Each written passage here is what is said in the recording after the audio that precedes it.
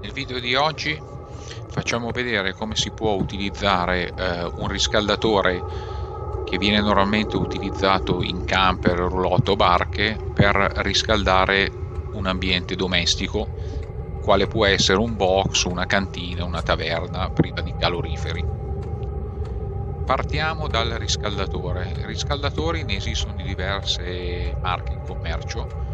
Uno tra le più famose è la Webasto, che forse è la numero uno a livello di riscaldamento mobile. Ha lo svantaggio che il costo è piuttosto elevato. Negli ultimi mesi, da qualche anno, anzi diciamo, sono arrivati sul mercato i cloni cinesi, dove certo non sono esattamente identici a quelli di marca, ma vanno comunque bene in relazione al loro costo molto contenuto. Per il progetto che ho intenzione di realizzare utilizzeremo quindi uno dei riscaldatori cinesi diesel, un Vevor, che costa circa 150 euro ed è quello che vedete in figura. È un modello da 8 kW, anche se in realtà prendete un po' con le pinze queste potenze, perché si sa che i prodotti della Cina non sono mai esattamente quello che dichiarano. Comunque, da prove che ho fatto valutando la temperatura, secondo me attorno ai 5 kW ci siamo. Se guardate nel sito internet della Vevor ne esistono una gran varietà di modelli e ce ne sono addirittura alcuni che non sono neanche presenti nel sito, probabilmente perché cambiano i modelli di volta in volta, fanno degli aggiornamenti, eccetera, eccetera. Comunque diciamo che bene o male sono tutti abbastanza equivalenti.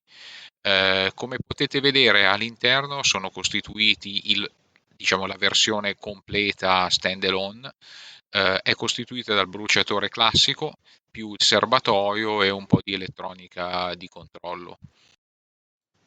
Prima di buttarci nell'acquisto di un riscaldatore diesel, proviamo a fare un piccolo calcolo per vedere se effettivamente ci conviene oppure se conviene utilizzare altri metodi.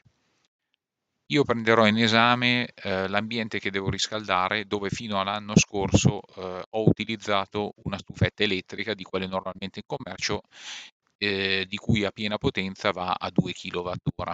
Innanzitutto c'è da dire che il consumo del riscaldatore diesel indicativamente è 100 ml di gasolio per ora per kilowatt di potenza, quindi 0,1 litri. Se consideriamo che l'energia elettrica al momento costa circa 45 centesimi di euro e un litro di gasolio costa 1,90 euro, possiamo vedere dal primo raffronto che per riscaldare a 2 kW per un'ora di energia elettrica spenderemo 0,90 centesimi di euro, mentre di gasolio spenderemo 0,38. Quindi già si inizia a notare un certo risparmio. Considerando un impiego per 4 ore al giorno, vediamo che di energia elettrica spenderei circa 3,60 euro, mentre di gasolio spenderei solamente 1,5 euro, quindi ben oltre 2 euro di risparmio. Se invece lo volessimo andare tutto il giorno, quindi 8 ore, o meglio ancora 12 ore, vedrei che il risparmio sarà di circa 6 euro, in quanto di energia elettrica si spenderanno 10,80 euro, mentre di gasolio 4,60 euro. Lo stesso discorso moltiplicato per più giorni, consideriamo, dato che lo utilizziamo 12 ore al giorno, che non è poco, in realtà poi si utilizzerà molto meno, noteremo che in un mese qui spenderemo di energia elettrica 324 euro, mentre di gasolio 136 euro, con un risparmio di ben 187 euro. Naturalmente poi andando avanti nel conteggio ci sarà sempre un risparmio maggiore. Quindi tirando le somme direi che in questa situazione, in questo periodo in cui siamo, il riscaldamento a gasolio conviene. Allora, spiego brevemente come funzionano questi bruciatori stand-alone. Sulla parte anteriore c'è un foro e questo è il foro di uscita dell'aria calda. Sulla parte posteriore invece ce n'è un altro in cui è l'ingresso dell'aria fredda da riscaldare. All'interno c'è una ventola che appunto preleva l'aria fredda, la fa passare nel riscaldatore e la emette dal foro anteriore. Nella parte sottostante invece ci sono altri due tubi. Uno è l'ingresso dell'aria per il bruciatore, l'altro invece è l'emissione del gas di scarico. Il vantaggio di questi tipi di sistemi è che l'aria riscaldata è completamente separata dall'aria di combustione, dalla parte dove avviene la combustione e quindi non c'è il pericolo di respirarsi dei gas di scarico. Questa unità può essere montata interamente all'interno di una stanza.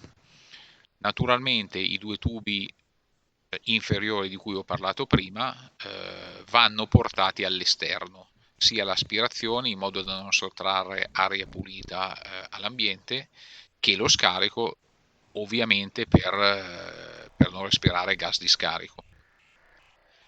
Nel mio progetto invece voglio fare una cosa differente, soprattutto per un livello di sicurezza superiore, ovvero voglio montare tutta l'unità esternamente all'ambiente. In questo modo avrò due tubi, uno che è l'uscita dell'aria calda che andrà verso l'ambiente e l'altro sarà un altro tubo che porterà l'aria più fresca dell'ambiente verso il riscaldatore. In questo modo, avendo l'unità esterna, in caso di un'eventuale fuga di monossido di carbonio o di altri gas incombusti prodotti dalla combustione del gasolio, l'unità è completamente all'esterno e quindi all'interno dell'ambiente non si correrà alcun rischio. La prima cosa che ho notato una volta assemblata l'unità, perché arriva con i tubi smontati nello scatolone, è stata quella che i tubi del bruciatore sia dell'aspirazione che dello scarico sono montati in basso e inserendoli nei loro alloggiamenti si ottiene una curva troppo stretta, viene quasi una curva a 90 gradi e quindi si rischia di schiacciare i tubi. Per questo motivo ho costruito dei piedini per tenerlo sollevato, ma anche perché la zona dove andrà posizionato fuori dalla stanza che menzionavo prima, il pavimento non è piano e quindi ho costruito dei piedini regolabili in modo da tenere il riscaldatore in piano perfetto. Come vediamo dalle fotografie, i piedini sono stati realizzati con degli elementi in ferro, con delle barre tubulari da 40x40 saldate e sono stati messi dei piedini con diciamo dei dischi di acciaio che avevo nel box tramite dei bulloni in modo che alla fine è possibile regolarne l'altezza. Una volta regolata l'altezza si può posizionare si può farlo anche dopo. Comunque sopra questi piedini ci andrà avvitata l'unità Vevor. Per rendere più bella esteticamente il tutto, alla fine i piedini li ho verniciati di nero. Come dicevo all'inizio del filmato, la mia idea è montare tutta l'unità esterna, quindi a questo punto avrà bisogno i tubi per canalizzare l'aria fredda del riscaldare verso la macchina e l'aria calda per essere indirizzate verso l'ambiente.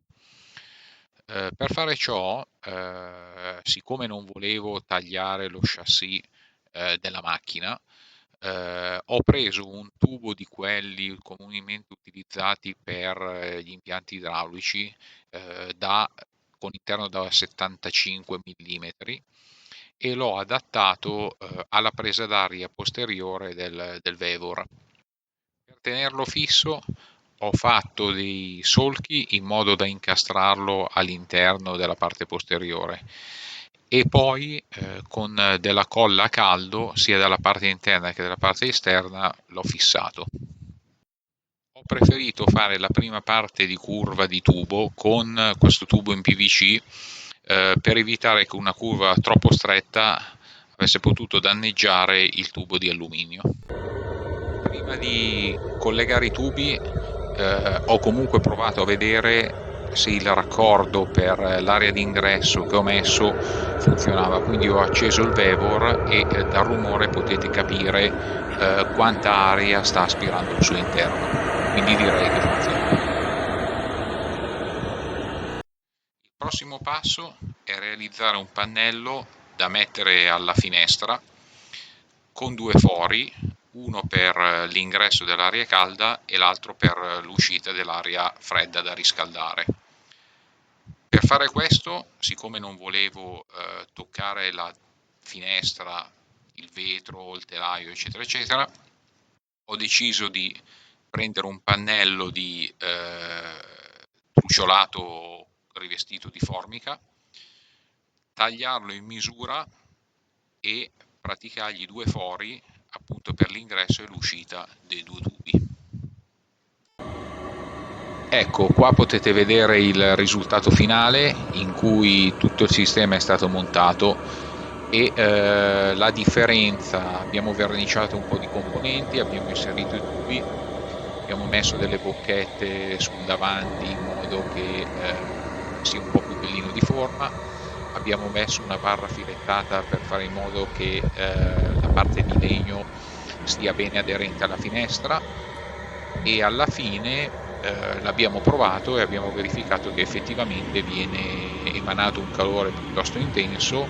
L'abbiamo fatto andare per un paio d'ore e la stanza effettivamente è ben riscaldata, il consumo è basso e diciamo siamo soddisfatti del prodotto.